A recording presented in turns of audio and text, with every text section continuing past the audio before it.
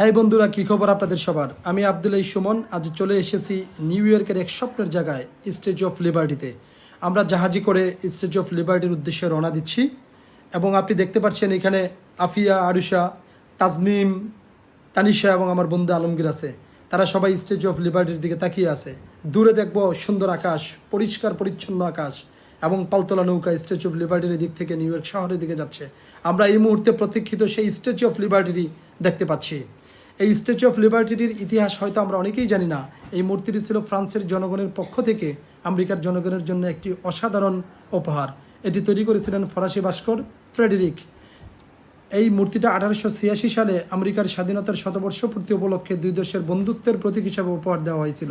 এর মুকুটে 7টি কাঁটা আছে, তা বিশ্বের 7টি মহাদেশ এবং 7টি সাগরের প্রতিনিধিত্ব করে। এর হাতে থাকা মশাল জ্ঞানের আলো ছড়ায়, আর পায়ের নিচে ভাঙা শিকল স্বাধীনতার প্রতীক। মূর্তিটির সবুজ রং আসলে সময়ের সাথে তামার ওপর জমা প্যাটিনা নামের এক প্রাকৃতিক আস্তরণ। আপনারা সবাই যখনই নিউ ইয়র্কে আসবেন, সবাইকে অনুরোধ করব এই অবিশ্বাস্য মনোমুগ্ধকর স্ট্যাচু অফ লিবার্টি দেখে যাওয়ার জন্য। ধন্যবাদ সবাইকে। আবার দেখা হবে অন্য কোনো দেশে অন্য কোনো ভিডিও নিয়ে। ধন্যবাদ, ভালো থাকবেন।